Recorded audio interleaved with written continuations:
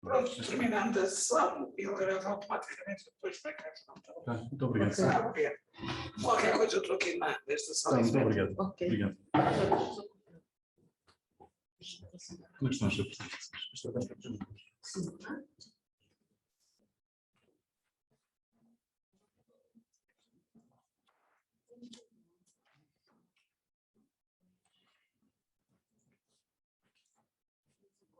Quando pegamos,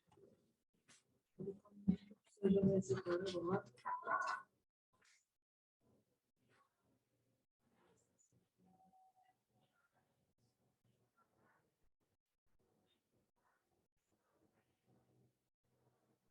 Se vai aceitar, já ficam ali. Como é que é? Se vai aceitar,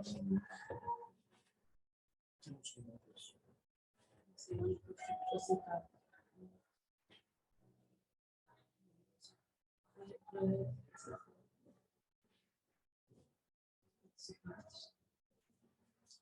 Não há mais. Agora deixa eu tentar pensar as coisas.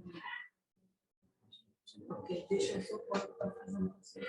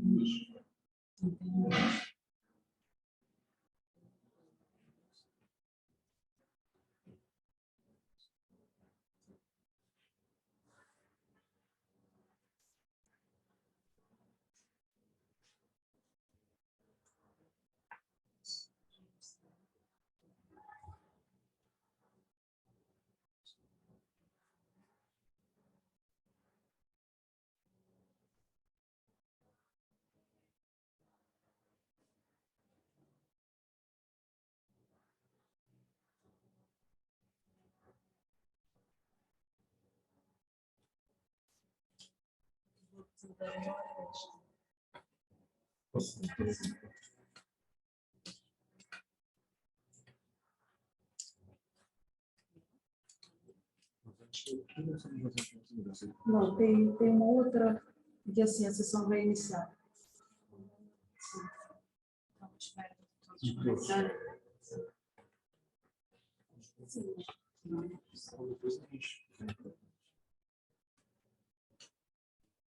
E o projetor? Onde é que está? É aqui. Este aqui. É ali? Sim. Digamos.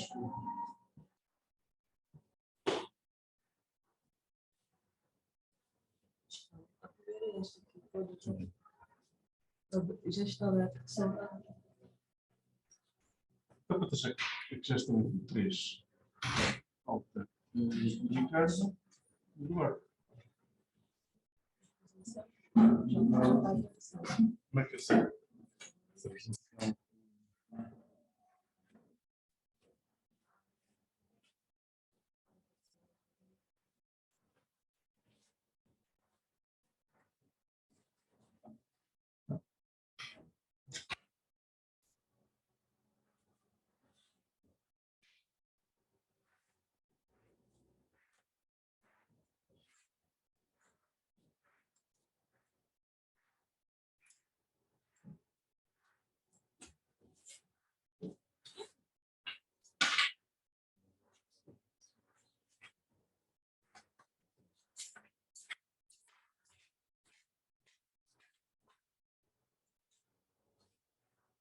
O professor Sérgio está na sala de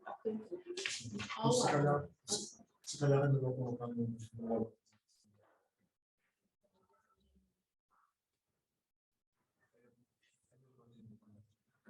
Sim, eu sei onde é que é, mas queria, não é necessário estar já a gravar.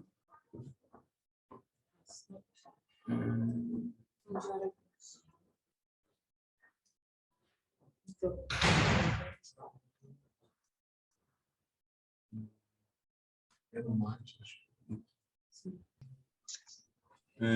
Agora já estamos a gravar a sessão. Vamos compartilhar a tela. O que é que vocês estão a ver?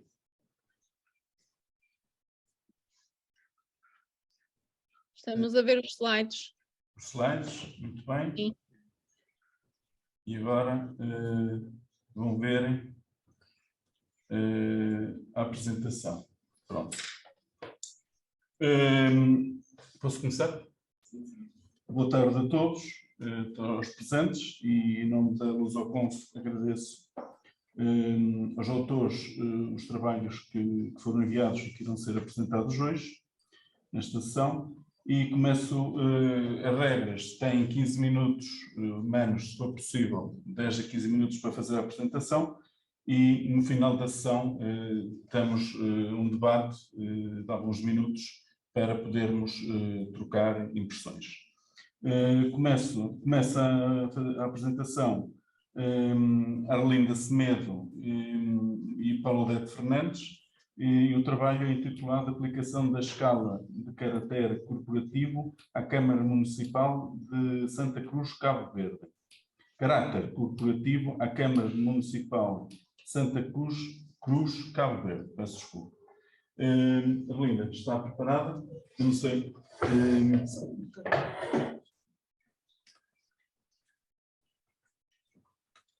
Ok, muito boa tarde a todos. Não sei se estão a me ouvir bem. Então, dando início à apresentação do período da tarde destes artigos, a aplicação da escala de caráter corporativo à Câmara Municipal de Santa Cruz, Cabo Verde. Este artigo foi desenvolvido por mim, Arlinda Semedo, e professora doutora Paula Odete Fernandes, aqui presente na sala.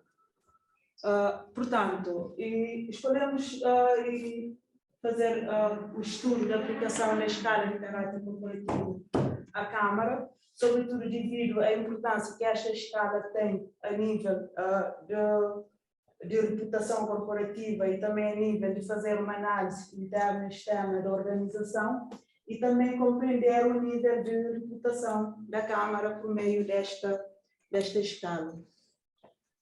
Por isso, aqui está mais ou menos o enquadramento teórico deste artigo, que é os fatores internos e fatores externos, ou seja, a reputação corporativa é lidada pela componente interna e também pela componente externa à organização. E esta escala é muito importante porque permite-nos fazer esta análise nos dois sentidos. Na parte do fator interno, temos a ver com a identidade corporativa. A identidade corporativa, por meio da comunicação corporativa, cria uma imagem corporativa. E esta imagem corporativa, que por sua vez faz parte de fatores externos à organização, ou seja, aquilo que os utentes veem, neste caso a Câmara vê e pensa relativamente à Câmara Municipal, e tudo isso dá a questão da reputação corporativa. Tendo uma reputação corporativa boa ou má, isto depende, se for boa, pode conduzir a instituição a uma vantagem competitiva. E através disso, a parte interna recebe feedback, tanto da reputação e também tanto da imagem e também dos fatores externos à organização. Ou seja, esta escala é muito importante, como podem ver aqui na figura, tanto o fator externo como o fator interno, permite-nos fazer uma análise e permite-nos também tirar conclusão mais à frente acerca desta escala.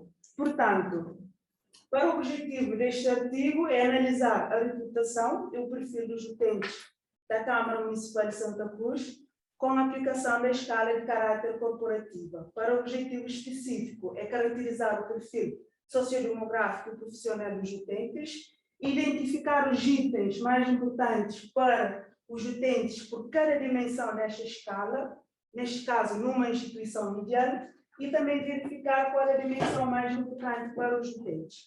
Instituição ideal é uma instituição que todos nós desejaríamos que fosse, ou seja, uma instituição perfeita, uma instituição que está sempre à altura de dar resposta aos seus utentes.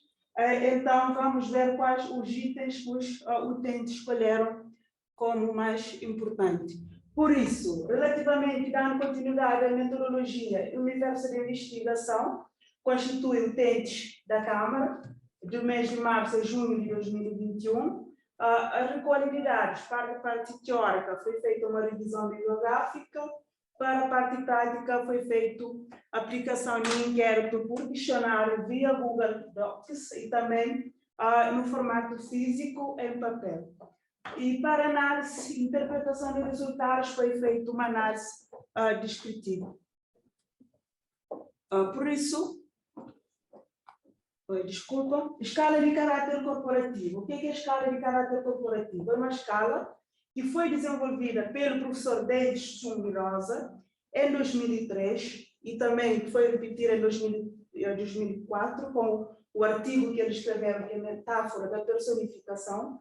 Esta escala é composta por 49 itens, 14 facetas e 7 dimensões. É uma escala muito importante, mas também permite-nos fazer uma análise muito engraçada a nível de resultado, a nível da instituição. Ou seja, é uma escala que permite-nos, como os utentes de uma instituição, a idealizar a instituição como o ser humano, como uma pessoa, isto é, chegando nos utentes internos, neste caso, colaboradores da Câmara, e utentes externos, que são clientes, neste caso, para imaginar a Câmara como se fosse uma pessoa. E os utentes terão que avaliar a Câmara de acordo com 49 itens, ou seja, com 49 adjetivos.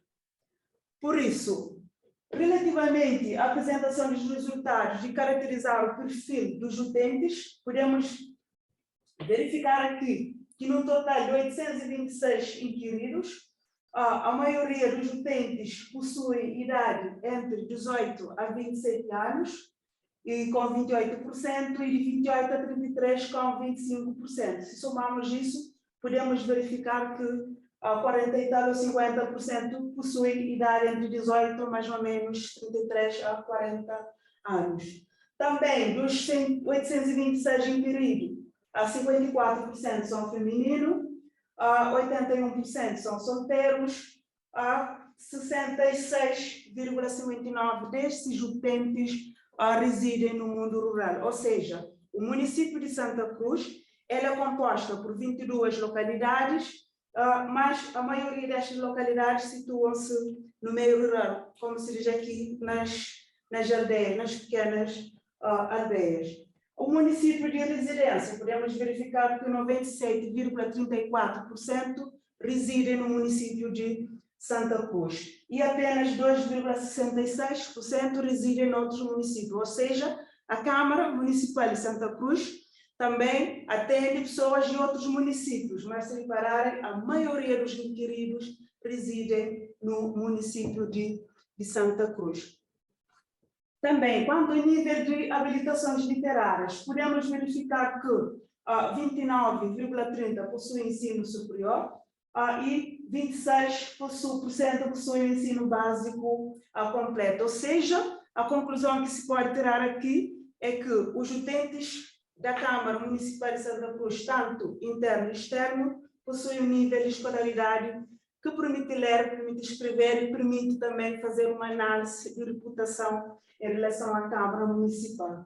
Também podemos verificar que 43% trabalham por conta de outrem e 22,6% trabalham por conta própria e usufruem o rendimento de 25,66% de pessoas têm um rendimento de 13.000 a 30.000 escuros calverdianos. Transformando isto em euro, é mais ou menos 130 a 300 euros. Podemos verificar também que dos 826, 31% não possuem qualquer rendimento. Portanto, a nível de objetivo, identificar os itens nas dimensões mais importantes sobre esta escala. Como eu disse inicialmente, esta escala é composta por 49 itens. Estão aqui itens que correspondem à dimensão concordância e também faceta. Podemos verificar que a dimensão concordância obteve uma média de 4,21 pontos, vendido numa escala do tipo Likert de 5 pontos. Então, isso é muito positivo. e ao nível do padrão de 0,63%. Podemos verificar aqui que o item que obteve a melhor média foi o item amigável, ou seja, dos 826 inquiridos, os respondentes consideraram que a Câmara, como uma instituição ideal, ela deveria ser uma Câmara amigável, também agradável, que obteve uma média de 4,25 pontos, numa escala de Likert de 5 pontos.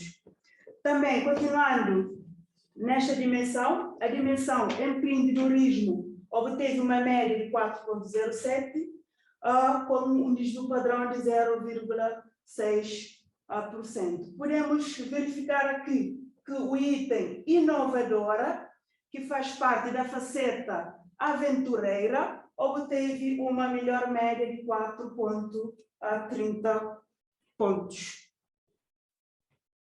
E na dimensão informalidade, decidimos pôr esta dimensão só para poderem ter também uma noção de que esta escala não mede apenas dimensão empreendedorismo, competência, concordância, ou seja, é composta por 7 dimensões, mas 5 dimensões são consideradas dimensões de forças. E estas duas, dimensão machismo e dimensão informalidade, são aquelas que têm menos força, mas também que é necessário e fundamental também saber como equilibra, como que anda a instituição. Podemos verificar aqui que a dimensão informalidade obteve uma média de 3,23%, mas ela possui item que tem situações negativas que houve necessidade de inverter estes itens.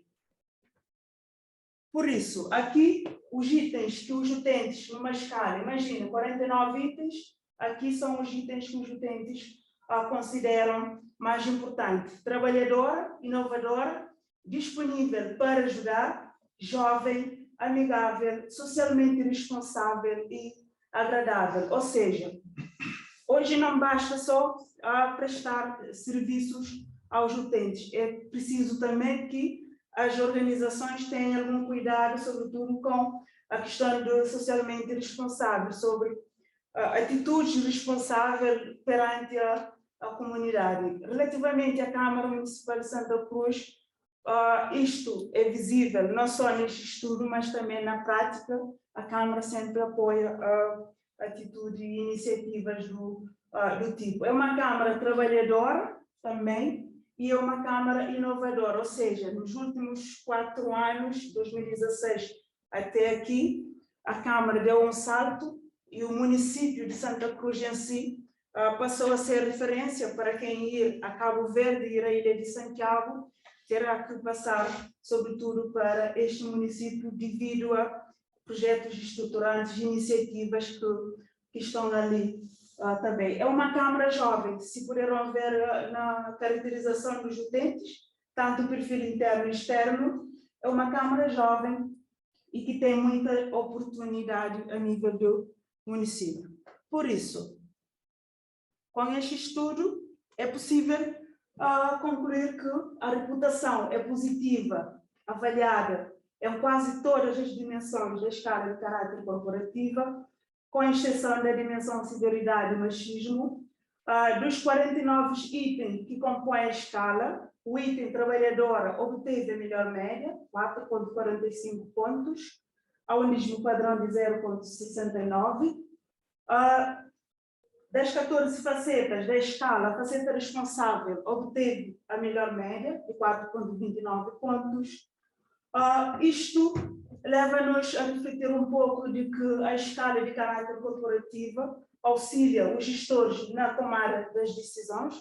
Neste caso, estamos a falar de gestor público, mas é um gestor público diferente porque de 4 em 4 anos ou de 5 em 5 anos, este gestor será também remetido para a sociedade para ser eleito com votações e tudo mais. Então, esta escala dá o espelho à Câmara no sentido de poder tomar decisões acertadas, que poderão ir ao encontro daquilo que são as expectativas de seus utentes. De referir também que a escala de caráter corporativa permite analisar a reputação de uma organização, tanto numa perspectiva interna e externa, e permite ainda fazer a correlação da escala com outras variáveis em estudo.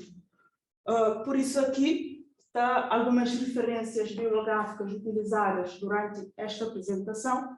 Depois o artigo vai estar disponibilizado e poderão consultar. Por isso, muito obrigada pela atenção, muito obrigada pela oportunidade. Mais perguntas e esclarecimento, estamos disponíveis. Fica para o fim. Tá, muito obrigado pela explicação esclarecedora. Passamos agora de seguida ao trabalho de Duarte Bernardo, Luísa Lopes, mas deixa-me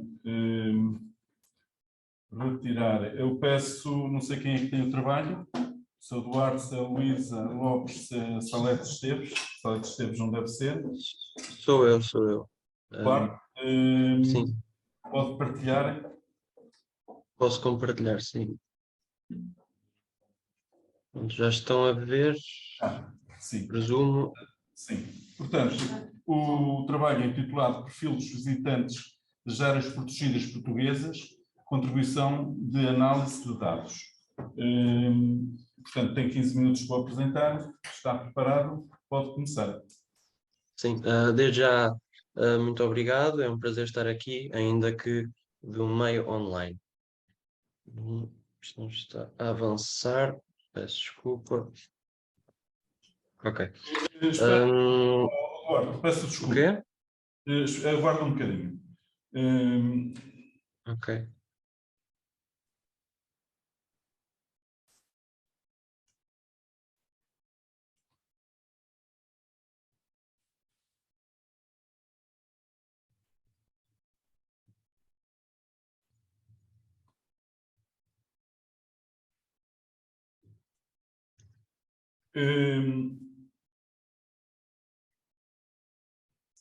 Pode continuar.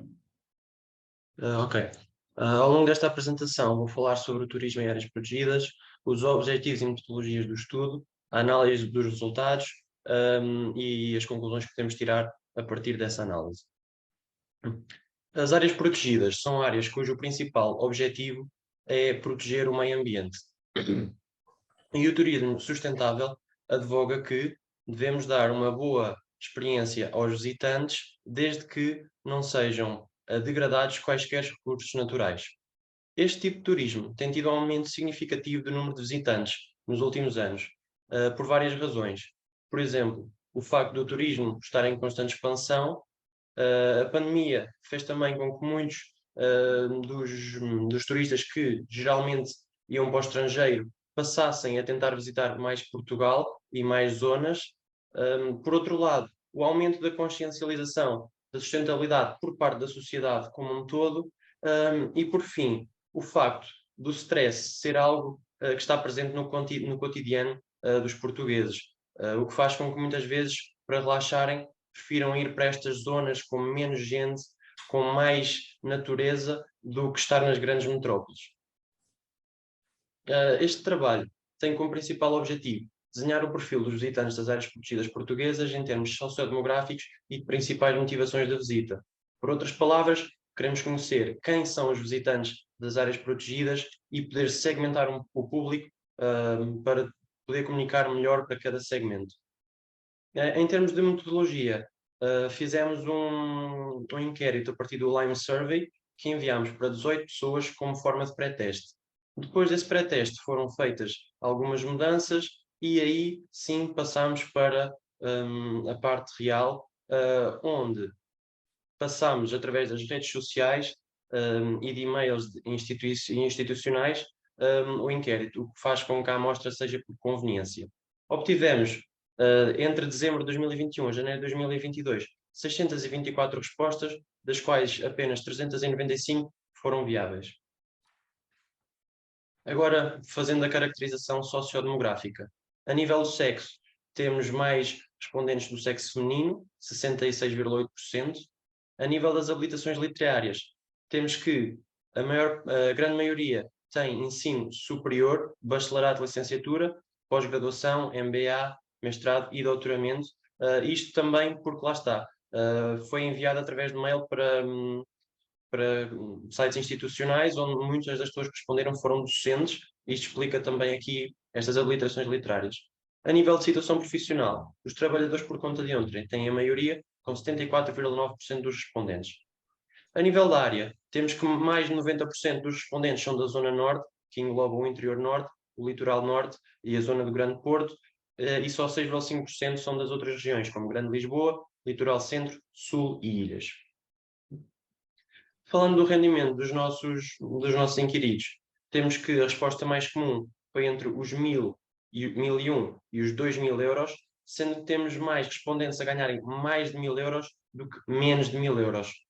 A nível de idade, a mais comum é dos 40 aos 49, com 42,3 respondentes, e também temos mais pessoas com mais de 40 anos do que com menos de 40 anos. Passando então às perguntas. A primeira pergunta que fizemos foi qual ou quais os parques naturais que conhece. Nesta pergunta, as pessoas podiam dizer 3 respostas. A primeira dizia respeito ao parque que lhes vem à cabeça primeiro, a segunda, a que vem em segundo lugar, e a terceira, em terceiro lugar. Esta tabela diz respeito à notoriedade espontânea, ou seja, à junção das 3 respostas. E aqui podemos ver que o Parque Nacional da Peneda de Gerês é o parque com mais notoriedade espontânea, estando na mente de 63,5% dos respondentes. O Parque Natural de Montezinho, no entanto, é o parque top of mind. O que é que isto significa? O Parque de Montezinho foi o mais respondido em primeiro lugar, ou seja, é o que está mais na mente dos consumidores em primeiro, é o que surge logo na mente quando perguntamos qual é o parque natural que mais conhece, estando presente na mente 59,5% dos respondentes. Depois temos aqui ainda assinalados o Parque Natural do Douro Internacional e o Parque Natural Regional do Val do Tua, que são da região de Bragança, e como podem ver estão ali a meio da tabela da notoriedade espontânea. De seguida, queríamos saber como é que as pessoas tiveram conhecimentos dos parques, e demos estas opções. Podemos ver que família, amigos ou conhecidos foi a opção mais respondida, foi assim que 64,8% dos respondentes tiveram conhecimento dos parques naturais, o que mostra o poder do word of mouth e do passa-palavra. Com percentagens significativas, também temos a televisão, rádio ou imprensa, internet, website ou redes sociais. Por outro lado, temos os outdoors, flyers, brochuras desdobráveis e sinalética rodoviária, alojamento situado no parque e posto de turismo, que ficou bastante aquém, com poucas percentagens, o que mostra que os parques, na sua comunicação, podem ter de vir a melhorar estas fontes. Perguntámos depois aos inquiridos se já visitaram algum parque natural, ao que 91,4% dos respondentes disseram que sim, o que equivale a 361 respondentes, e esses 361 respondentes passaram então à próxima fase do questionário, onde perguntámos com que frequência visitam os parques naturais, para não só saber se visitam, saber quanto é que visitam, por exemplo, se é só uma vez, 2 ou 3 vezes por ano, mais de 3 vezes. E temos que aqui, mais de 50% dos respondentes afirma ter visitado no mínimo 2 vezes os parques, o que é uma frequência notável, ou seja, não visitam só uma vez, as pessoas voltam. De seguida, perguntámos o que mais gostou de ver nesses parques, e a partir das respostas criámos esta word cloud, ou nuvem de palavras, que aqui podem ver, onde vemos alguns dos tópicos que as pessoas mais gostaram, como a natureza, a fauna, paisagens, tranquilidade, cursos pedestres, etc. Passando para o motivo de visita, perguntámos qual é o motivo de visita que as pessoas dão mais importância. Ora, isto foi avaliado numa escala de Likert, portanto aqui o menor de 3 mostra que as pessoas não dão importância, igual a 3 dão uma certa importância e maior que 3 dão bastante importância e acham que é bastante importante. Ora, como podemos ver, as 3 motivações que tiveram mais importância foram ter paz e calma, estar longe das multidões, mudar para um ambiente diferente e ter experiências novas e descansar. Ora, se olharmos bem, temos aqui um tema, que é o tema de fugir, o tema de ter descanso, ter paz e fugir ao turbilhão que é o cotidiano. Isto foi também o que eu falei um pouco no início, uma das razões do turismo sustentável ter vindo a aumentar, isto comprova-se com a literatura que nós vimos para criar este estudo. Por outro lado, os 3 que têm menos importância são estar com amigos, desenvolver amizades, contactar residências locais e conhecer pessoas novas. Isto mostra a tendência de que cada vez contacto humano é menos importante. Com isto, temos todos os dados e criamos as nossas hipóteses. Ora, a hipótese 1. Existem diferenças nas variáveis sociodemográficas entre os visitantes e não visitantes das áreas protegidas. Hipótese 2. As motivações de visita são influenciadas pelo sexo. E, por fim, hipótese 3. As motivações de visita são influenciadas pela idade. Agora, com estas hipóteses, começamos a cruzar os dados. E temos aqui cruzar a visita aos parques naturais com a caracterização sociodemográfica. E podemos ver que no sexo não existem diferenças significativas entre os visitantes e não visitantes. A nível da idade, por outro lado, já existem diferenças significativas. E vemos que, principalmente, os visitantes têm idades entre os 40 e os 49. E os não visitantes têm idade entre os 18 e 29, ou seja, os mais jovens. A nível de habilitações literárias, podemos ver que as pessoas com ensino superior são as visitantes, com mais de 80% de percentagem, enquanto que a nível dos não visitantes, temos que as pessoas até o 12º ano têm mais de 58%. A termos da situação profissional, os trabalhadores por conta de outrem são os que mais visitam. A nível da zona geográfica, não há diferenças significativas entre os visitantes e não visitantes, enquanto que a nível de rendimento podemos ver que as pessoas que ganham mais de 1.000 euros são as que mais visitam. Os com mais de 3.500 euros não seguem esta fórmula, também porque não houve muitos respondentes com mais de 3.500 euros. Por outro lado, podemos ver que os não visitantes são as pessoas que ganham menos de 1.000 euros. Cruzamos então depois os motivos de visita com o sexo e podemos ver que os motivos de visita como descansar, aprender a alargar conhecimentos, evitar responsabilidades e descansar a mente, mudar para um ambiente diferente e ter experiências novas e ter paz e calma, estar longe das multidões, são tidos como mais importantes pelos respondentes do sexo feminino do que pelos respondentes do sexo masculino. Ora, então se estivéssemos a trabalhar para a comunicação no parque, podíamos ver que, por exemplo, trabalhar temas como o descanso na nossa comunicação seria mais benéfico para o público feminino, por exemplo. Cruzamos depois os motivos de visita com as idades. E aqui podemos ver que, a nível de descansar, contactar residentes locais e ver um local específico, é dado mais importância pelos respondentes de 50 a 59 anos do que os respondentes de 18 e 29, o que é a mesma forma que dizer que é dado mais importância pelos mais idosos do que pelos mais jovens. E esta tabela faz-nos perceber também como comunicar para cada segmento. Ora, se quisermos comunicar com o público mais velho, sabemos que podemos abordar temas como descansar, ver um local específico, enquanto que se quisermos chegar a um público mais jovem, podemos abordar temas como ter paz e calma, estar longe das multidões, alargar os conhecimentos. E então, concluindo, hipótese 1, existem diferenças nas variáveis sociodemográficas entre visitantes e não visitantes? Vimos que sim. Vimos que os visitantes são principalmente pessoas dos 40 aos 59 anos, são trabalhadores por conta de outrem e têm um rendimento de mais de 1.000 euros. Sendo que os motivos mais valorizados são ter paz e calma, estar longe das multidões e mudar para um ambiente diferente, ter experiências novas. Quanto à hipótese 2, as motivações de visita são influenciadas pelo sexo. Como vimos, sim, muitas das motivações são tidas mais em conta pelo sexo feminino do que pelo sexo masculino.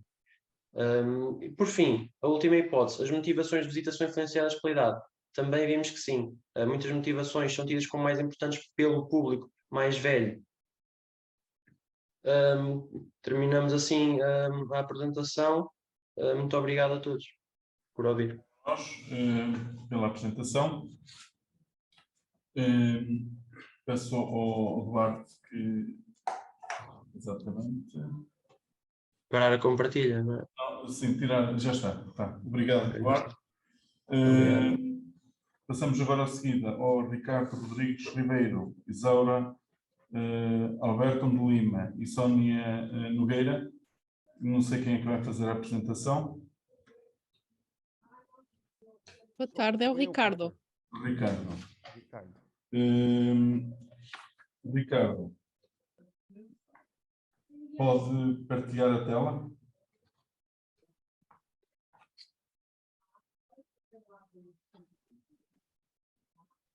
Está-me a ouvir, Ricardo? Olá. Sim, Ricardo. Tá. Olá. Já foi? Apresentação. Sim? Sim. Tá. Aí. Obrigado. Portanto, o Ricardo vai fazer a apresentação do trabalho intitulado Políticas Públicas e o Ecossistema de Inovação em Curitiba, Vale do Pinhão. Portanto, tem 15 minutos para o fazer. Não sei se está tudo preparado. Está? Agora está. Então pode começar. Eu propunha-lhe que colocasse o PowerPoint em modo de apresentação. Exatamente. Tá. Boa tarde a todos. Primeiro, meus agradecimentos aqui por estar aqui fazendo essa apresentação, né? E estou falando aqui de Curitiba, no estado do Paraná, no sul do Brasil. Ricardo, desculpe, Ricardo, interromper. Não colocou em apresentação, em modo de apresentação. No canto inferior direito, a seguir àquela barrinha de mágica. Aqui está. Aí está? Aqui não. Pronto, está bem. Está bem. Pode continuar. Aqui. Desculpe. Tá.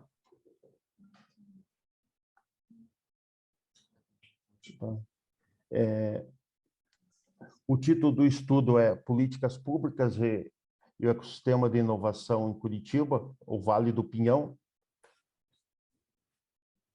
Tá? E o nosso estudo está focado, a gente vê as políticas públicas estão inerentes à sociedade desde que o ser humano optou por viver nesse modelo dessa concepção moderna de Estado, porque as políticas públicas impactam diretamente o desenvolvimento. E quando agregamos a inovação nesse círculo, tendo o condão a catapultar ainda mais o desenvolvimento. E quando fazemos isso nos municípios, a tendência de esse desenvolvimento se dá de uma maneira mais rápida e mais assertiva, porque os municípios é o ente do Estado que está mais próximo do cidadão. O problema a ser abordado é a autonomia do município como ente federativo autônomo para implementar políticas públicas destinadas ao fomento da inovação. Só lembrando que está na concepção do Estado brasileiro, né, que é onde nós temos aqui o modelo federativo. A questão da investigação para ser respondida é quais as políticas públicas de incentivo à inovação adotadas em Curitiba e de que forma essas são concretizadas. O estudo se justifica a importância das políticas públicas locais de fomento à inovação, o fomento à inovação como elemento essencial ao desenvolvimento local, a autonomia dos governos locais para a implementação de políticas públicas voltadas à inovação e a carência de estudos sobre a participação dos municípios na existência de políticas públicas a nível local.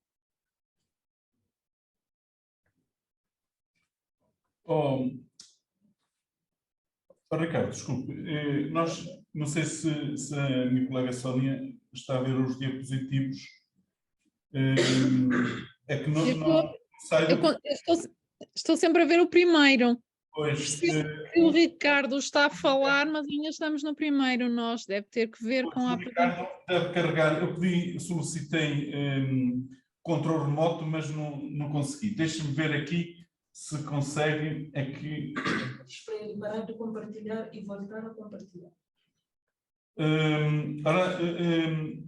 Interrompa. Não está a mudar? Ricardo, peço desculpa. Volta a compartilhar.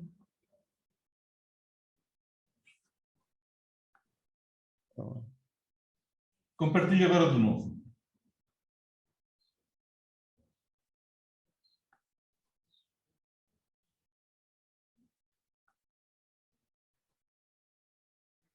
Carregue no canto inferior direito, aí mesmo, aí onde está. Carregue aí.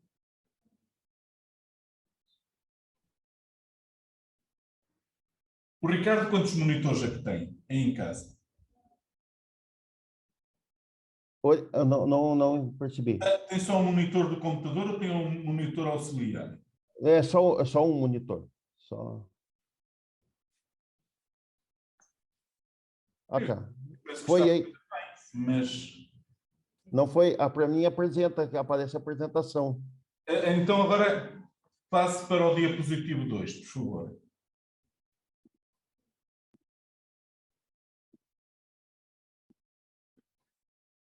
Ah, está vendo? Não. Não. Estás a ver, Sónia, pois não? Posso experimentar eu e partilhar e o Ricardo vai falando? Oh, desculpa, podes, mas se calhar também se entenderem, ele pode selecionar os diapositivos no lado Sim, esquerdo e sim, passa um a um. sim, pode ser. Faça como entender. Oh, Ricardo, experimente selecionar o slide 2, do lado esquerdo, por favor.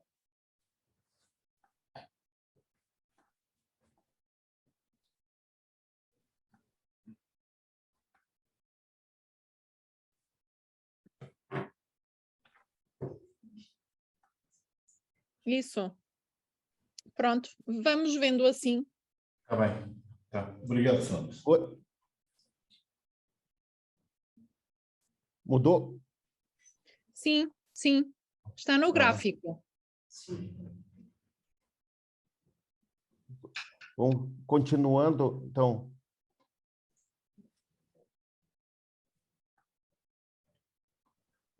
Tenho como objetivo analisar políticas públicas de incentivo à inovação em Curitiba e identificar os principais instrumentos utilizados. Na literatura utilizada para esse estudo, né, principalmente focamos em políticas públicas, que traz alguns conceitos de autores, tanto brasileiros quanto estrangeiros.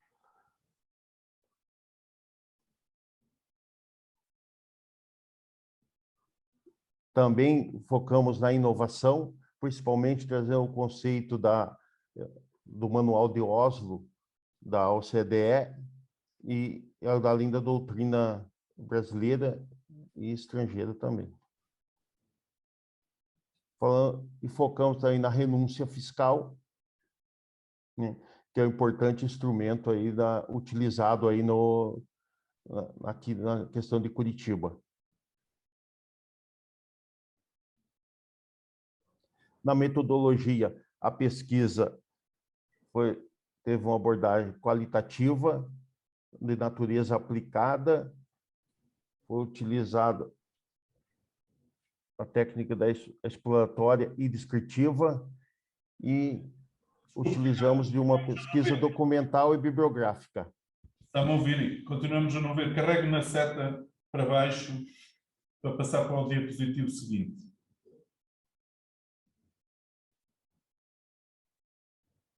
Isso.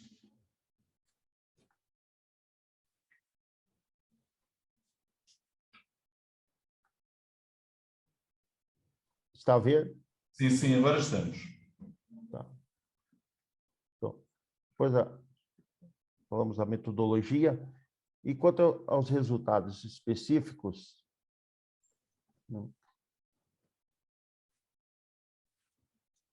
então, em Curitiba encontramos um modelo, um ecossistema de inovação denominado de Vale do Pinhão.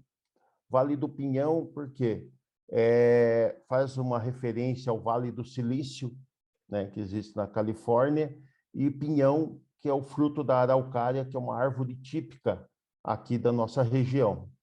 E esse ecossistema está baseado em 5 pilares, que são eles: a reurbanização e sustentabilidade, educação e empreendedorismo, tecnologia, legislação e incentivos fiscais, integração e articulação.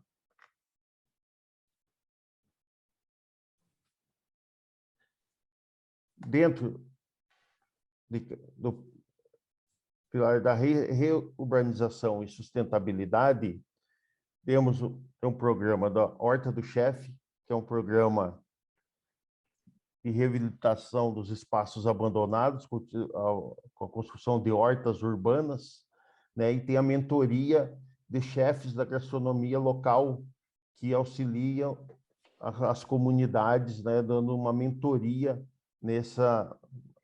no desenvolvimento desse programa, com a utilização de novas energias e valorizando assim, a agricultura local.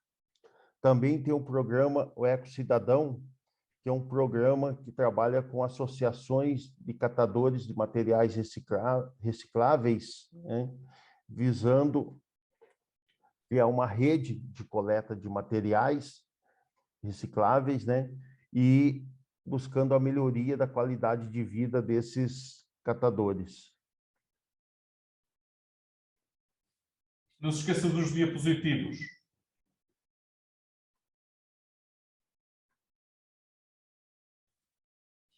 Não percebi. Estamos sempre a ver o mesmo. Deve avançar com o diapositivo. Isso.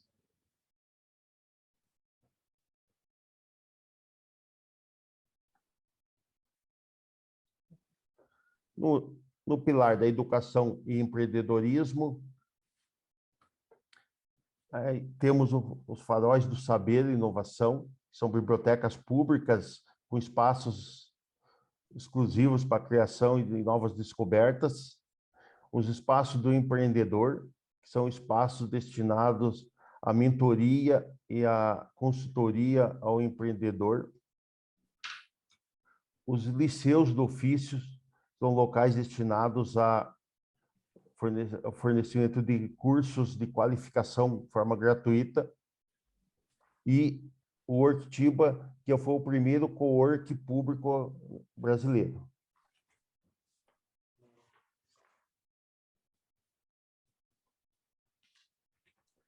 Essa é uma imagem um farol do saber, que é o equipamento aqui utilizado na prefeitura. Tem tanto nas escolas, algumas escolas, como tem em praças públicas.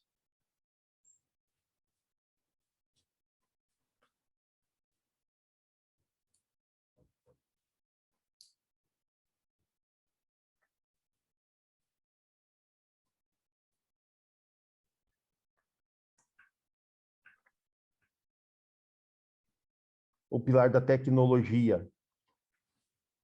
Esse pilar está focado no desenvolvimento de aplicativos utilizados aí pela Prefeitura de Curitiba, como o Nota Curitibana, o 56, que é a nossa ouvidoria, o Saúde Já, que foi muito importante no período da gestão da saúde, no período da pandemia, né? E, além disso, possibilita o cruzamento com os demais pilares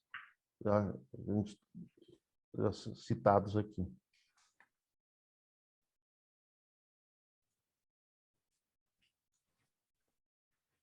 No pilar da legislação e incentivos fiscais estão o programa Curitiba Tecnoparque. Esse é o principal programa dentro do Vale do Pinhão. É um programa de renúncia fiscal voltado para empresas de TI, né? Esse programa já existia há um bom tempo, mas ficou desativado há um período e retomou em 2018. E desde esse período, ele já disponibilizou aproximadamente 200 milhões de reais em incentivos para as empresas que adentram o programa. E esse programa é muito interessante, porque tem mostrado os seus resultados à medida que cada real aplicado, né, de renúncia, os beneficiários investem cerca de R$ reais no desenvolvimento das atividades.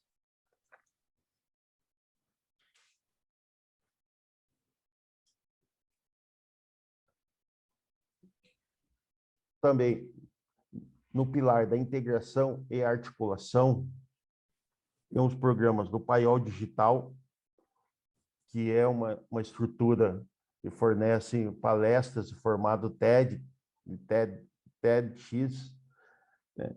E um local também propício a ações de network, contempla a união de tanto pessoas interessadas como empresas, setores públicos da administração pública que possam formar essa rede tão importante aí no desenvolvimento aí desse ecossistema. E ainda possibilita conexões com as universidades. Haja vista que esse programa, né, existe um conselho no âmbito municipal, o qual as universidades têm cadeiras. As principais universidades aqui de Curitiba, né, a UTFPR, a universidade a qual eu estou cursando atualmente, faz parte deste conselho também. Ricardo, tem mais 1 minuto. Tá. E, indo para as conclusões, né, podemos identificar, né, durante o estudo, né, que identificar esse ecossistema inteligente, inovador, existente em Curitiba, né. Também identificamos que as políticas públicas alinhadas à inovação têm a capacidade de impulsionar a economia local e que o projeto do Vale do Pinhão é um instrumento muito importante para a melhoria da vida das pessoas aqui na nossa cidade. Muito obrigado, eu agradeço a oportunidade de estar participando aí de novo, né? E rever, apesar de a distância, a professora Sônia aí, que muito bem nos recebeu quando estivemos aí em parceria no mestrado de administração autárquica ali em Mirandela. Muito obrigado. Obrigado. Obrigado, Ricardo. Passamos de seguida.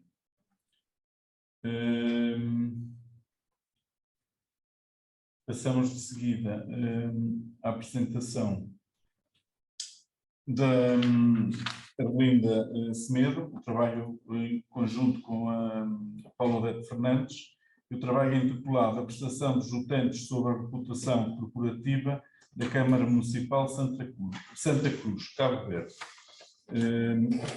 Vamos ver aqui. Eu confesso que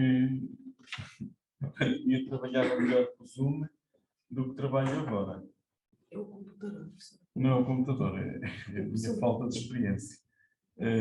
Aqui. Espera aí.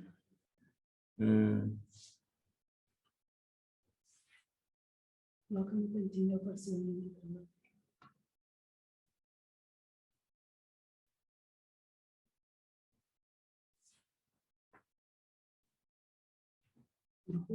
Aqui,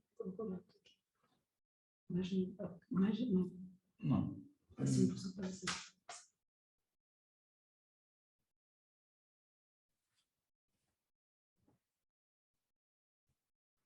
Estão a ver a apresentação? Sónia Luísas, estão a ver a apresentação? Estamos a ver aí no ecrã. Aqui não. Sim, não se consegue ouvir. Não se consegue ver, aliás, a apresentação.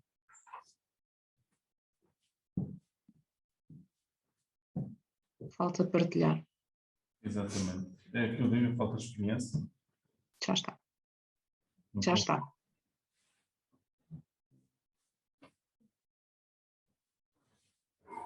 Espera. Isto não.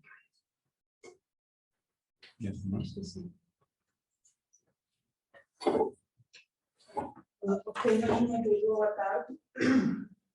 Para apresentar agora o artigo A Apreciação dos Utentes sobre a Reputação Corporativa da Câmara Municipal de Santa Cruz, Cabo Verde, um artigo desenvolvido por Meira de Nascimento e professora doutora Paula Detti Fernandes. Portanto, este artigo foi desenvolvido devido à pertinência e atualidade do tema. Falamos da pertinência porque a reputação e pertinência e atualidade porque a reputação, ela não é um tema novo, mas vem dirigindo ao longo do tempo e esta imersão teve impacto a nível do marketing ao redor do mundo e não só. Por isso é um tema que já existia muito, mas a partir dos anos 90 até agora começou a ter mais destaque a nível do marketing, mas também a nível acadêmico com as pesquisas e entre outros. Outro sim, devido a desafios da nova economia, ou seja, na economia tradicional o que contava era a informação histórica, referência histórica, mas hoje as organizações requerem ou querem a informação em tempo real. Antes, na economia tradicional, dava-se muita importância à questão de ativos tangíveis, mas hoje os ativos intangíveis também é um dos fatores que não é visto a olho nu do balanço da organização, mas que fazem com que a organização também contribui para a formação de valores a nível da organização. Também devido, antes, o foco das organizações era a nível local e, quiçá, regional, mas hoje a organização, tanto do setor público e privado, o alcance é a nível global, ou seja, o foco é a nível global. Outro sim, compreender qual é a percepção dos utentes sobre a reputação corporativa da Câmara Municipal de Santa Cruz e, sobretudo, a necessidade de engajar todos os públicos da organização. Há bocado falei de público interno e público externo, é necessário engajar este público. Para engajar este público, a organização precisa de saber como ela é vista perante os seus públicos. Portanto, enquadramento teórico, a percepção dos utentes, temos um lado de entidade corporativa, que é dada pelos utentes internos, e utentes internos são todos funcionários da organização. E imagem corporativa é dada pelo utente externo, e o utente externo fazem parte de clientes, utentes, parceiros, ou seja, tudo que é externo à organização. E por fim, as duas, a junção da imagem e da identidade, dá-se a formação da reputação corporativa. Uma reputação corporativa sólida é criada quando a identidade de uma organização e a sua imagem estão alinhadas. Por isso, aquelas duas linhas azuis, sem nenhuma seta, estão em alinhamento.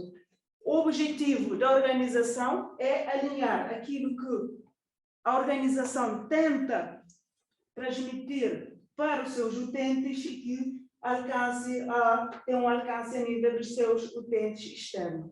Também a reputação diferencia da imagem, pois a reputação é construída ao longo do tempo. A reputação diferencia da identidade porque ela é avaliada tanto do público interno e tanto do público externo. E a identidade é dada só por público interno à organização. Portanto, o que é a reputação corporativa? Está baseada na percepção de todos os públicos da organização, ou seja, percepção ambiental e global, e todos os públicos, tanto interno e externo, têm relativamente a esta organização. Esta teoria foi desenvolvida com este esquete aqui, foi desenvolvido com base na teoria do Davis, Rosa Schum, também Davis, 2017, e Wilson, ou seja, há vários conceitos de reputação, e a reputação corporativa não existe uma única definição, e cada autor tenta definir. Mas, com base em pesquisa, podemos perceber que vários autores, existem três: a percepção e a relação entre os utentes internos e externos. Por isso, para conseguir o objetivo geral é analisar a reputação da Câmara Municipal de Santa Cruz de acordo com a percepção dos seus utentes, caracterizar o perfil dos utentes, identificar os itens da reputação mais importantes para os utentes e analisar a expressão dos utentes relativamente a uma instituição ideal e atual. No outro artigo, falei da instituição ideal. Agora, vamos falar nas duas perspectivas. O que é agora e o que os clientes desejariam que fosse. Para isso, foi tratado, algumas hipóteses, foi traçado 9 hipóteses de investigação, devido ao tempo, não vou ler todas as novas, mas as duas primeiras, existem diferenças por utente relativamente à dimensão da instituição ideal, ou seja, aqui estou a falar na escala de caráter corporativa, naquelas 7 dimensões. Existem diferenças por utente relativamente à dimensão da instituição atual, existem diferenças relativamente à escala de caráter corporativa por imagem corporativa e por identidade corporativa, ou seja, se a imagem e aquilo que as pessoas vê relativamente à Câmara coincide ou depende ou tem alguma relação do que aquilo que a Câmara tenta passar aos seus utentes. Do resto, existem diferenças entre agogitas amigável e entre outras. Devido ao tempo, não foi possível avançar com tudo.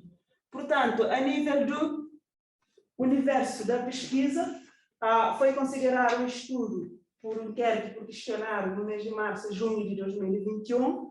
Para a parte teórica foi feita uma revisão bibliográfica, consultas na internet, livros e entre outros. Também foi feito um inquérito por questionário, um inquérito no formato físico papel. Impressionante que houve a necessidade de fazer um inquérito por papel porque alguns funcionários da Câmara não tinham e-mail ou tinham dificuldade em aceder ao e-mail por questão também da internet. Ali, para análise e interpretação dos dados, foi feita uma análise descritiva, é claro, para poder dar resposta às hipóteses traçadas, foi feita uma análise inferencial. Portanto, como é que a reputação foi medida aqui? Com recurso à escala de caráter corporativa, que é composto por 49 itens, 14 facetas e 7 dimensões, que já tinha explicado na outra apresentação. Por isso, podemos verificar que, num total de 826 inquiridos, 82,4% são considerados utentes externos, ou seja, 681 pessoas são utentes externos e 17,6% são utentes internos. Por isso, pode ver aqui alguns utentes internos, a AOP, que é a pessoal de afeto ao apoio operacionais, que participaram neste estudo, os colaboradores internos, os coordenadores de gabinete, os diretores de gabinete, os delegados municipais, equipa de gestão e vereadores e pessoal afeto à fiscalização.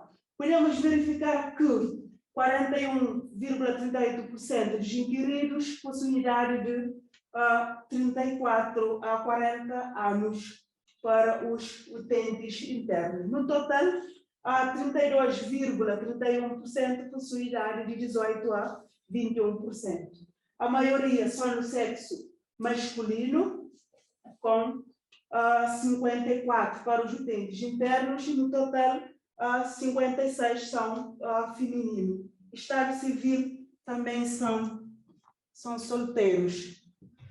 Por isso, a nível rural, 70% dos inquiridos são de origem rural e 96% residem em Santa Cruz. 25% possuem ensino superior e 19,24% possuem o ensino EFP, ensino formação profissional. Podemos verificar também que 32% trabalham por conta própria e têm um salário entre 13.001 a 30.000 e 38% não possuem rendimento, não têm um salário fixo. Quanto ao objetivo, quanto à hipótese de identificar os itens, também podemos verificar que do total dos 826 inquiridos, o N826, o item amigável obteve a média de 4,37, disponível para ajudar, inovadora, trabalhadora. E esta dimensão e esta faceta também obtiveram uma média positiva, numa escala do tipo Likert medido de 5 pontos, em que 1 eu discordo totalmente, a 5 concordo totalmente. Numa instituição ideal, podemos verificar, instituição ideal, pessoal, é a atual Câmara, ou seja, a Câmara que temos hoje e foi considerada como uma instituição atual, e a Câmara que os utentes desejariam que fosse daqui a 2 anos é a instituição ideal. Se verificarem aqui, podem ver que a instituição atual, dos 826 inquiridos, consideraram que a Câmara é uma instituição trabalhadora e é uma instituição que está na moda. Trabalhadora faz parte da faceta responsável e está dentro da dimensão competência. Na moda faz parte da faceta moderna, está dentro da dimensão empreendedorismo, ou seja, competência, empreendedorismo, concordância. Esta análise que podemos tirar é muito importante porque idealiza uma instituição como uma pessoa. Ou seja, antes as relações eram numa posição vertical, mas hoje passou numa posição horizontal, ou seja, passou a dar-se mais ênfase aos utentes e aos clientes da organização. Portanto, aqui está uma tabela resumo das 9 hipóteses, aqui posso explicar mais um bocadinho. Podemos verificar que a hipótese 1 foi validada parcialmente, porque a escala de caráter corporativa ela é constituída por 7 dimensões. Então, decidimos que, se mais de 50% das dimensões foram positivas, ou seja, existe diferença, vamos validar a hipótese. Agora, se mais de 50% não, então não validamos. Então, ali, 5 dimensões existiam diferenças numa instituição ideal, mas na instituição atual não foi validada. Existem diferenças relativamente à escala de reputação por imagem corporativa e por identidade corporativa? Sim. Esta foi validada porque os utentes avaliam a Câmara e cada utente é um utente e cada utente é diferente, neste caso. E cada utente possui uma experiência com a Câmara. É claro que uma pessoa interna, um trabalhador interno, tem a sua percepção relativamente à Câmara e os utentes externos também têm o seu comentário relativamente à instituição. Ou seja, a Câmara tenta passar uma imagem tensionada, mas quem vê, quem determina são os utentes. Podemos verificar que existem diferenças significativas entre os grupos de utentes relativamente ao item amigável numa instituição ideal. Esta também foi validada. Existe uma associação entre a variável de confiança e recomendar, ou seja, neste estudo, 88% dos inquiridos recomendaram a instituição, a Câmara, para outras pessoas.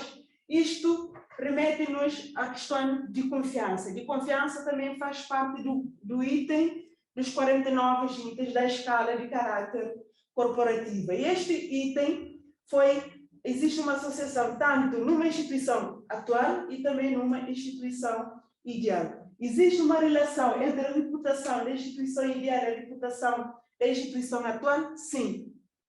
Esta foi validada. É claro que, para termos uma instituição ideal, é preciso que a instituição atual seja trabalhada. E para ser trabalhada tem que ser em sintonia com aquilo que os utentes desejariam que fosse. Por isso, para concluir, conclui-se que o perfil dos utentes interno e externo que desloca a Câmara sobre o sexo feminino, idade de 18 a 27 anos, o nível de escolaridade é satisfatório, trabalha por conta de outrem e tem um salário de 13.000 a 35.000 escuros cabo-verdiana. A reputação numa instituição ideal e atual é positiva, a imagem da tua Câmara é positiva, existe diferença na maioria das dimensões na escala numa instituição ideal e na instituição atual isto não se verifica. O que eu estava a dizer, cerca de 82% dos utentes recomendariam os serviços da Câmara para outras pessoas. Os itens mais importantes numa instituição ideal foram trabalhadora, amigável, inovadora, disponível para ajudar.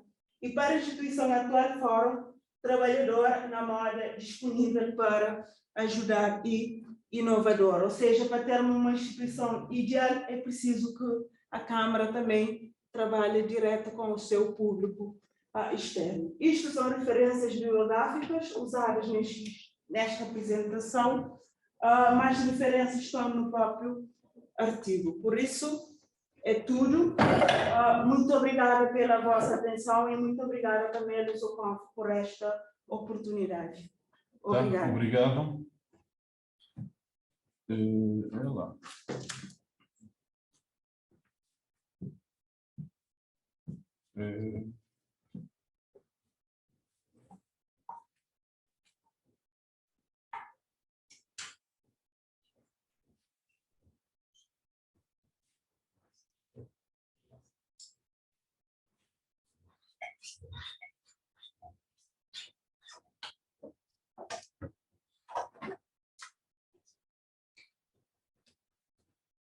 Portanto, agora,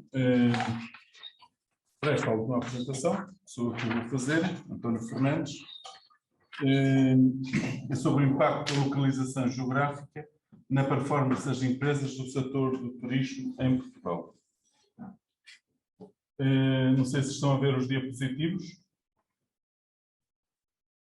Não, não. Não? Não. Então falta... Falta partilhar.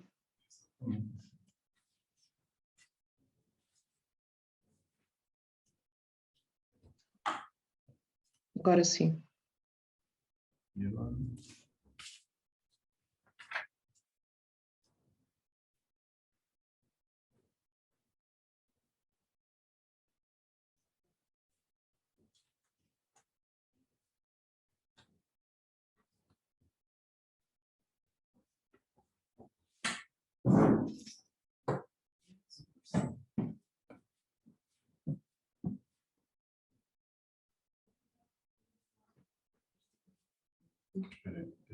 Esperem um bocadinho. Tenho aqui muitas apresentações. E agora aqui.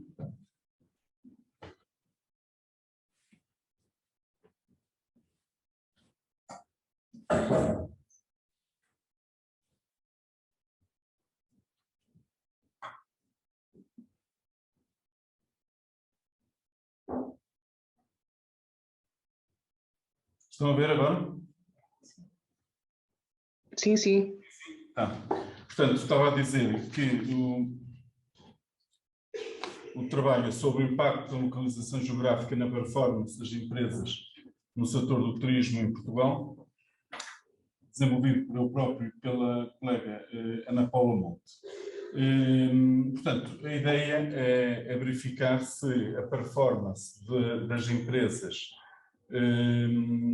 se a localização geográfica das empresas tem implicações na sua performance. Ou seja, o objetivo é analisar o impacto da localização geográfica na performance das empresas, sendo esta medida pelo método EVA. Portanto, nós fizemos uma análise, utilizamos 2023 empresas retiradas da base de dados SABI. Na base de dados encontramos alguns outliers, nomeadamente empresas com capital próprio negativo, passivo negativo, custos de capital próprio alheio, totalmente desajustados, e fizemos, portanto, a limpeza da base de dados e ficamos com 16.169 observações, que foram as observações utilizadas no nosso estudo. A performance medida e medidas de avaliação. Portanto, a performance económica da empresa. As empresas têm necessidade de obterem, de saber a sua performance, até por uma questão de eficiência e eficácia, e para também cativar os investidores e os investidores terem conhecimento do rendimento que estão a obterem das suas aplicações, e também pode ser utilizada, esta performance também pode ser utilizada para, em termos de objetivos, avaliar os colaboradores da empresa. Existem vários métodos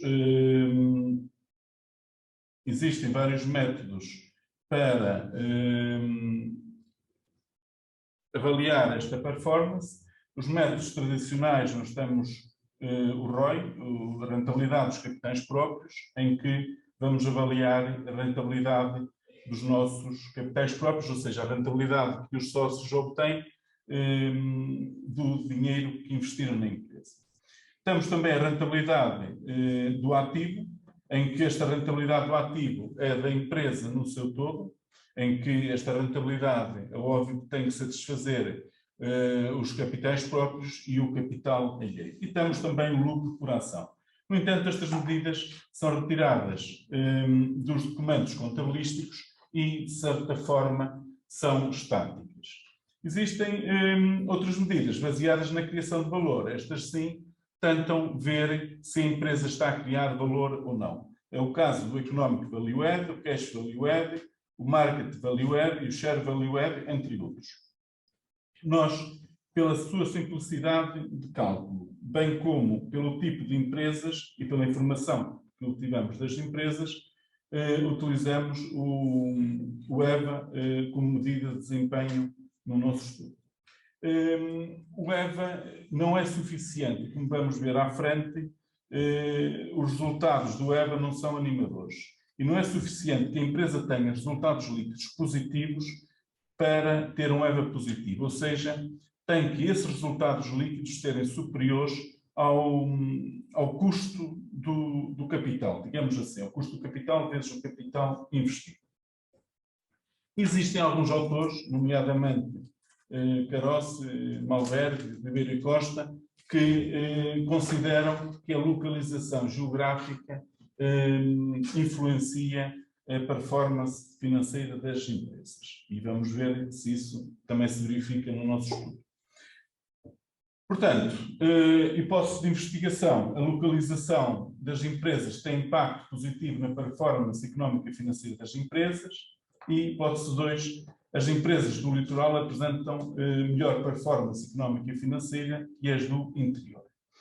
Portanto, nós de início pegamos 2023 empresas, o que dá 20.230 observações, uma vez que estamos a trabalhar com 10 anos.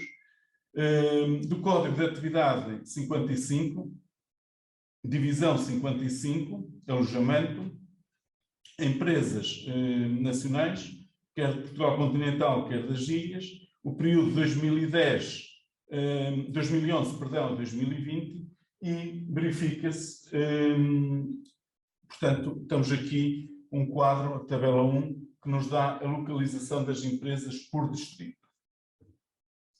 E o que se verifica, se analisarmos esta tabela, é que existem distritos, nomeadamente o Porto, Lisboa e Faro, em que são dos distritos que há mais concentração empresarial.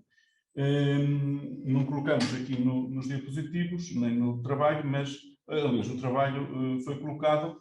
Estes, se formos fazer uma comparação com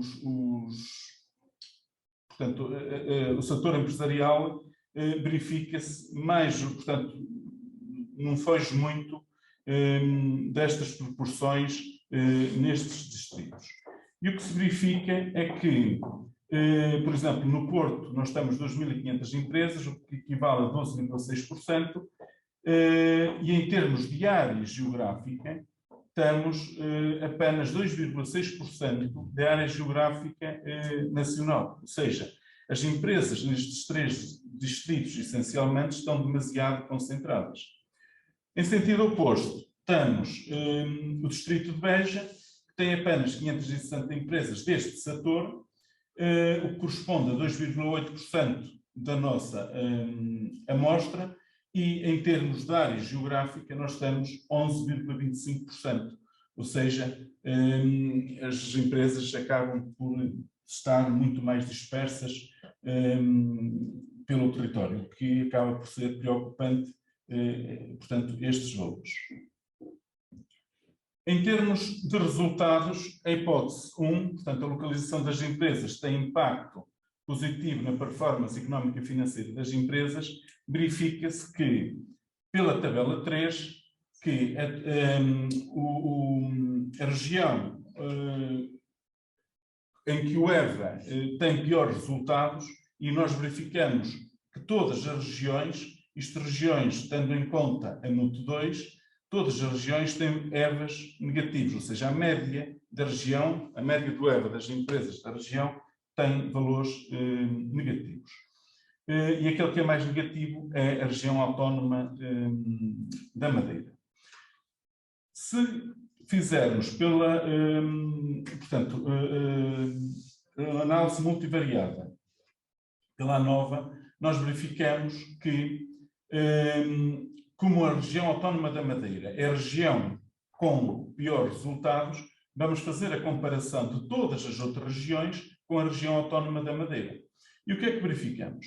Verificamos que no centro de Portugal, na região centro, portanto, uma empresa está localizada na região centro, irá ter um EVA superior a uma empresa localizada na região autónoma da Madeira em 85.929 euros. Portanto, é um valor significativo, comparando portanto, a região centro com a região autónoma da Madeira. E as outras regiões, todas elas têm uma variação positiva, como é lógico, a região autónoma da Madeira é aquela que apresenta piores resultados. E como podem ver, todos os valores são estatisticamente significativos, com um p-value menor que 0,01. Passando agora a distritos, ou seja, fazendo a mesma análise por distritos, verifica-se que, portanto, a região autónoma da Madeira continua a ser aquela que tem piores resultados, sendo que Castelo Branco, que pertence ao centro, não é? É o distrito que apresenta, neste CAI de atividade, é o distrito que apresenta melhores resultados, ou seja, uma empresa está localizada em Castelo Branco, vê o seu EVA, portanto, ser superior ao da Madeira em 108.589 euros. Portanto, aqui claramente se verifica um desfazamento, ou seja, a localização vai influenciar a performance das empresas. A localização influencia a performance das empresas. Passando à segunda hipótese de investigação, é saber se as empresas do litoral apresentam melhores performances económicas e financeiras que as do interior. Portanto, pela comparação de variâncias, pelo teste de Levan, rejeita-se a hipótese nula, logo verifica-se que existem divergências entre, ou seja, a variância é diferente entre as empresas do interior e as empresas do litoral. Passando ao teste de student, comparação de médias, verifica-se também uma rejeição de RH0, ou seja, a média das empresas do interior é diferente das empresas do litoral. Ou seja, existem diferenças estatisticamente significativas entre as empresas do interior e as empresas do litoral. Em termos de conclusão, portanto, como vimos, é na região centro de Portugal que as empresas apresentam em média melhor performance económica e financeira, sendo na região autónoma da Madeira aquela que apresenta pior desempenho. E em termos de distritos, é o distrito de Castelo Branco que apresenta um melhor indicador, um melhor EVA, comparado com os outros distritos. E este distrito está na região centro. Como limitações do trabalho, portanto, propomos fazer esta análise para mais divisões do CAI, do Código de Atividade Económica. Podíamos utilizar outras medidas de desempenho, como, por exemplo, o Cash Value Add, mas, portanto, ou os indicadores do EBIT, ROI e ROA, mas utilizamos este. E sugestões para trabalho futuro é considerar outros cais e, portanto, como já disse, considerar outros indicadores. Alguma da bibliografia utilizada é mais, portanto, representativa e dou por terminada a apresentação. Obrigado pela vossa atenção e agora estamos sensivelmente 10 minutos, 15 minutos para questões. Deixem-me tentar interromper e agora para vermos quem está a fazer a questão. Estão a ver o quê? Estamos a ver a nós mesmos. É? É. Espera aí, sim, assim. E também a vocês. Estás a ver a mim? Estás a ver? Sim. Estás a ver. Questões?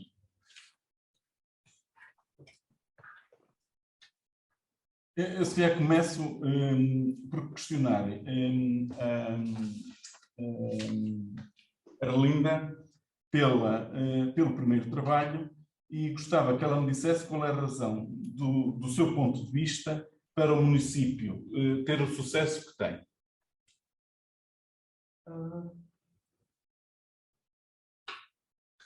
A razão para o município de Santa Cruz, neste momento, tem o sucesso de que tem, é devido ao impacto da sua liderança. Vocês estão a ouvir? Sim. Estás a ouvir? Sim, sim. É o impacto da questão da sua liderança e também na sua nova equipa de gestão, que coloca sempre o município de Santa Cruz em primeiro lugar. É uma pena porque só temos 15 minutos e também o artigo também era resumido para 30.000 caracteres, então não foi possível ali colocar todos os resultados, mas Santa Cruz, antes de 2016, e Santa Cruz, município de Santa Cruz, de 2016 agora, até hoje, é um município diferente, porque o atual presidente da Câmara de Santa Cruz, que também é um gestor público, preocupa muito não só com os utentes do município de Santa Cruz, mas preocupa sempre também com a questão dos seus colaboradores. Outro sim, que também contribui para o sucesso da Câmara Municipal de Santa Cruz, é a experiência multidisciplinar da equipa de gestão e também da sua liderança e da sua equipa que trabalha para o sucesso do município. A questão também da localização estratégica da Câmara Municipal de Santa Cruz e também uma grande oportunidade que existe uma relação, apesar de que o governo que está no poder é um governo oposição em relação à Câmara, mas trabalham estritamente no sentido de desenvolver projetos estruturantes para o município de Santa Cruz. Falo isso porque recentemente houve a reestruturação de um empreendimento turístico em Santa Cruz, que é Falucho. A nível histórico, Falucho é um tipo, não é restaurante, mas é tipo de formato de embarcação. E lá em Santa Cruz, como dizia a história, é o celeiro da agricultura em Cabo Verde. Banana que era enviado para fora era produzido em Santa Cruz, mas hoje não. Então, isto deve-se também à questão da liderança e também à questão da abertura de um trabalho em sintonia com os seus utentes e com a comunidade. Então, obrigado. Quantos mandatos é que já está lá o Presidente? Já está no segundo mandato e acredito que se ele vai ao terceiro, também vai conseguir. Tá, obrigado. Alguma questão? Já agora, antes de mais, posso? Sim, claro. Não sabia se me estavam a ouvir. Em relação ao trabalho da Arlinda, quero-lhe dar os parabéns, conseguiu uma amostra enorme. Imagino que tenha sido muito trabalho para conseguir estes resultados. Houve alguma comparação com os dados da população para que se conclua se esta amostra é representativa ou não da população? É a primeira questão. Porque os dados foram recolhidos aos utentes que deslocaram a Câmara Municipal de Santa Cruz. Ok, portanto, todas as pessoas que davam entrada. Já agora, porquê a designação utente? Nós usamos mais o utente, isso é mera curiosidade, usamos mais o utente como aquele que faz uso dos serviços de saúde. Por que não público interno, público externo, colaboradores internos, clientes ou cidadão? Existe alguma histórico? Esta até que é uma boa questão, porque hoje em dia, a nível de contabilidade, estão a ver a questão de tirar utentes e colocar todos os clientes. Normalmente, quando se fala de clientes, remete-nos mais para empresas privadas. E empresas privadas têm fins lucrativos. E quando estamos a referir, em Cabo Verde, sobretudo, a instituição pública, estamos a referir utentes, não só as pessoas que deslocam aos hospitais, mas as pessoas que procuram os serviços públicos da organização.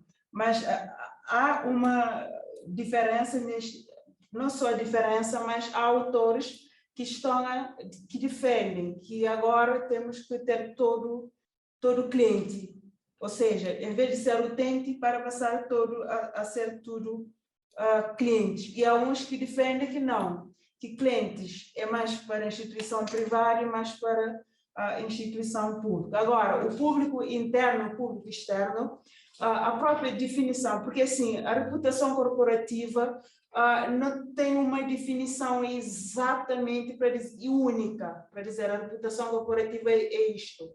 A definição que foi mais ao encontro dos dois artigos foi do Davis, que definiu que a reputação corporativa mede-se através da percepção mental que os utentes internos, neste caso, mais importantes colaboradores, possuem uma organização, e externo, que são os clientes e os utentes da organização. Porque são os dois públicos que lidam mais com a instituição.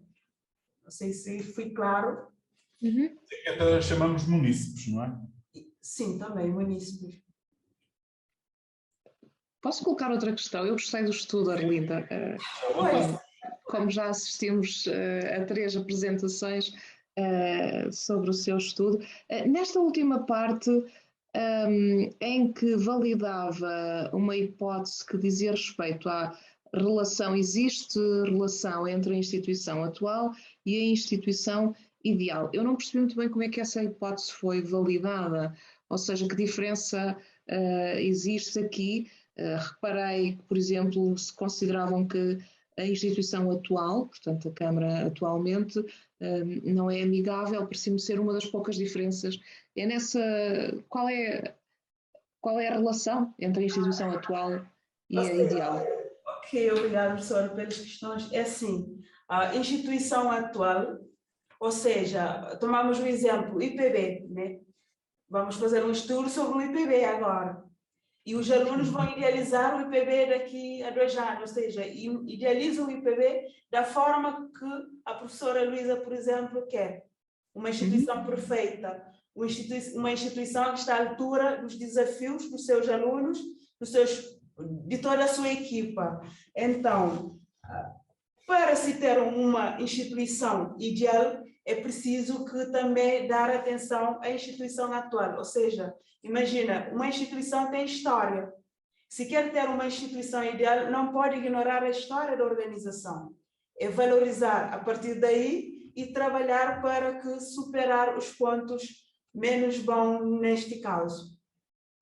É basicamente isso. E foi aplicado o teste. Aqui também, por causa dos 15 minutos, não foi ali apresentado as tabelas de testes de significância, teste TED Student, TED, que foi feito para validar estas hipóteses de investigação. Mas a minha questão era mais essa, era mais o que é que lhe permitiu concluir nos dados que existe uma relação entre a atual e a ideal. Foi validado um teste, o nível de significância foi inferior a 0,05, então, a nível estatístico, existe uma relação entre a instituição atual e a instituição ideal. Ou seja, para a Câmara Municipal de Santa Cruz tivesse uma instituição ideal, é claro que sem a sua equipa não irá conseguir ir além. Então, depende de hoje, aquilo que fazemos hoje para traçarmos, para podermos atingir o amanhã. Por isso que eu estava a dizer que antes de 2016, aquela Câmara não é igual ao que existe hoje. Ou seja, através do passado, com a nova liderança, foi feito um ajuste, né? Então, foi basicamente por isso. Mas foi feito um teste, todas as novas hipóteses de investigação foi feito testes, teste por Cruz-Caloales, que não foi apresentado ali, por exemplo, para amostras independentes, mas 3 amostras, teste de student, teste do Q quadrado, foi tudo. E esta é uma parte que mais eu gosto, a parte de análise e tratamento dos dados. E a nível de questionário, foi validado 826 questionários, mas foi basicamente quase 900 e tal questionários e feito de Bragança para Cabo Verde, foi basicamente muito. Muito bem. Mais questões, talvez. Mais questões? Eu tenho uma questão ao Duarte. Qual é a população do seu estudo? Provavelmente falou, mas eu estava distraído.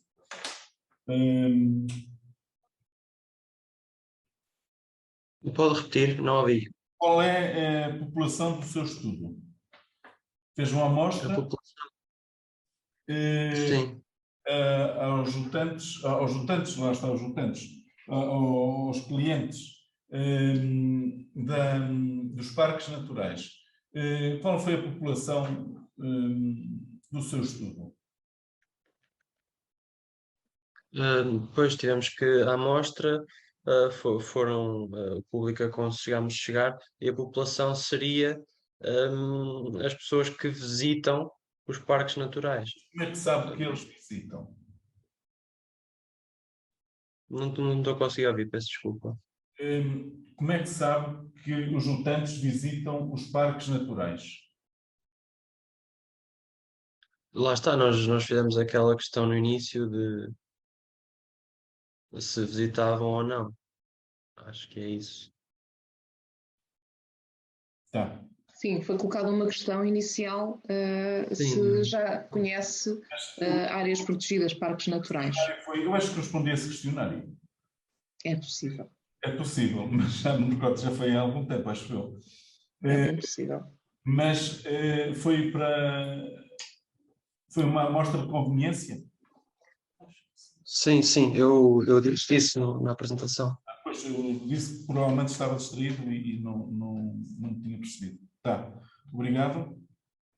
Obrigado. O Ricardo, como é que o município de Curitiba faz o incentivo ao empreendedorismo?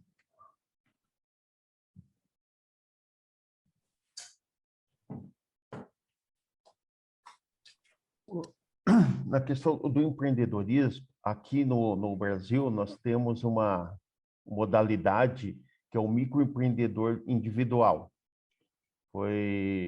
É um programa para o empreendedor, aquele pequenininho que está realmente iniciando a atividade, e é um programa do governo federal esse, né, em parceria daí com os municípios.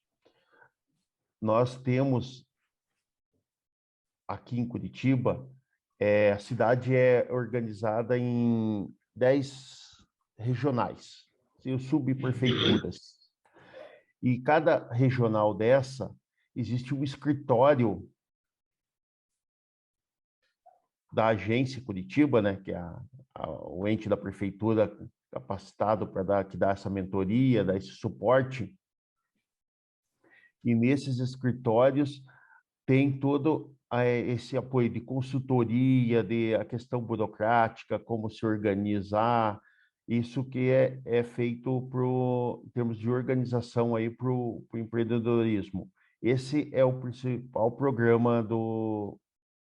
Mas há algum incentivo financeiro? Não, esse é só a mentoria, não tem incentivo financeiro direto para as empresas. O que tem dentro do programa do Vale do Pinhão, existe o incentivo a essa desoneração, né, a renúncia fiscal, né, as empresas que preenchem os requisitos, são estipulados os requisitos. A empresa tem que ser da área de TI, tem que trabalhar tá na área do município, e ela tem uma redução da alíquota do ISS, que é o Imposto sobre Serviços. Sim, sim. Então, é o principal imposto municipal, né? O ISS, e ela tem uma redução de 5% para 2%. Acaba sendo um aporte, né, indireto, né, do município para essas empresas. Daí, isso também, mas é específico para a área de TI, daí nesse caso. Sim, tá, obrigado. Arlinda, ao considerar o tanto interno e o tanto externo, o interno são os utentes do município que trabalham no município, é isso? Sim, os utentes são mesmo os funcionários da Câmara. E os externos? Os externos são os clientes, neste caso, ou seja, as pessoas que E não notou diferença, os internos, por exemplo, nós, estou aqui eu e a professora Luísa, não vamos falar mal do nosso IPB, não é? Ou seja, se houver um questionário, é óbvio que devemos responder de forma clara, mas não notou nenhuma diferença, ou seja, nenhuma diferença positiva por parte dos utentes internos? Notei sim diferença e, sobretudo, alguns itens da escala de caráter corporativo vão ao encontro daquilo que os utentes internos definiram. Por exemplo, o item trabalhadora e o item está na moda foram dois itens que obtiveram a melhor média, tanto na perspectiva dos utentes internos e também na perspectiva dos utentes externos. Neste caso, utentes internos são todos os colaboradores, inclusive o presidente e alguns elementos da equipa de gestão da Câmara. Mas o presidente e a equipa de gestão da Câmara, foi feita uma entrevista que eu apresentei no outro artigo de manhã. Agora, nível de utentes internos, a nível de diretores, coordenadores e tudo mais, até o pessoal operacional, responderam a este questionário. E a nível de utentes externos, são as pessoas que procuram os serviços da Câmara Municipal. Tá. Muito bem, obrigado. Mais alguma questão? Não havendo, obrigado a todos e em nome da organização, portanto, o Congresso continua amanhã e, portanto, começa às 9h30, não é? Às 9h30, portanto, se quiserem acompanhar via Zoom, também é possível. Hã? Tá, pronto. Obrigado a todos e o resto uma boa noite. Obrigado. Obrigado. Boa noite. Oportunidade. Podem ir para a noite de Bragança. Obrigado, boa noite. Boa Obrigada. tarde para nós.